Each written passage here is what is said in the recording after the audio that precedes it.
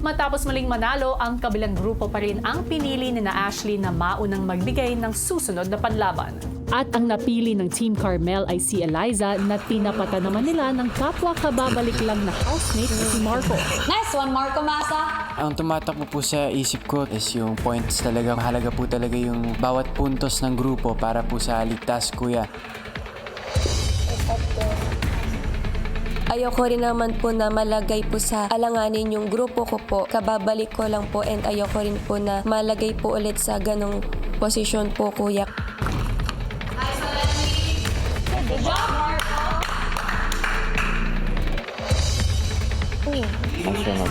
Sa kanyang sunod na subok, mukhang mas gamay na ni Eliza ang tamang diskarte. At mabilis na napausad ang bola para makuha ng kanilang team ang kanilang unang puntos.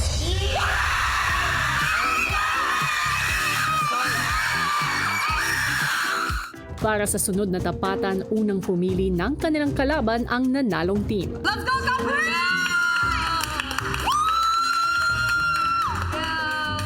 Ryan Capri. Kaya ang pinipili po namin itapat po kay Caprice ay si Crystal. Mas nakampante din po ako, kuya, dahil ang magiging katapat ko po ay si Tala po. Hindi rin po kami masyadong magaling sa mga task, kuya. Ako din po, alam ko po na hindi naman po ako task slayer, kuya. Kaya sabi ko, naku, kaya namin to ni Tala. Go!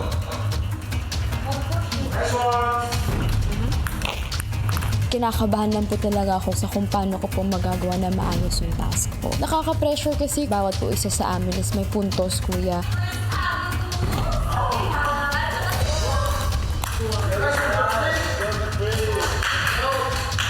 Kung hirap pa si Crystal, si Caprice unti-unti nang nakakausad.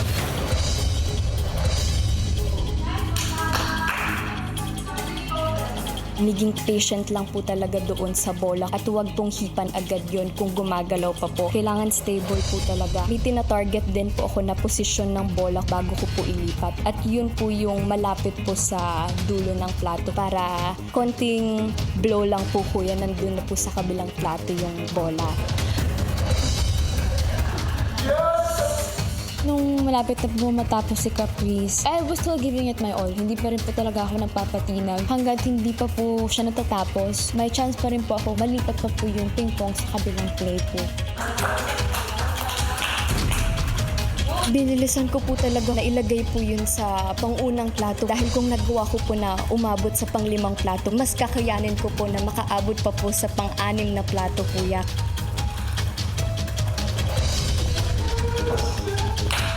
Si Crystal patuloy pa rin na humahabol. Hanggang sa muling umabot si Caprice sa ika-5 plato.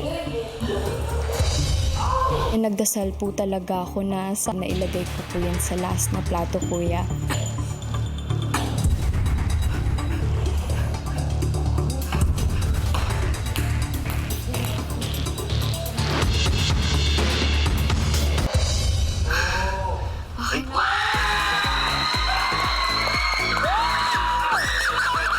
Hindi po agad nag-react ako kasi gumugulong-gulong pa po yung bola. So inantay ko po munang maging stable siya. Tapos after po nun, kuya, sumigaw na po talaga ako, kuya. Tumalon po talaga ako sa kanila, kuya. Sobrang saya ko po. Good job, Crystal! Ang nanalo, Caprice. Congratulations.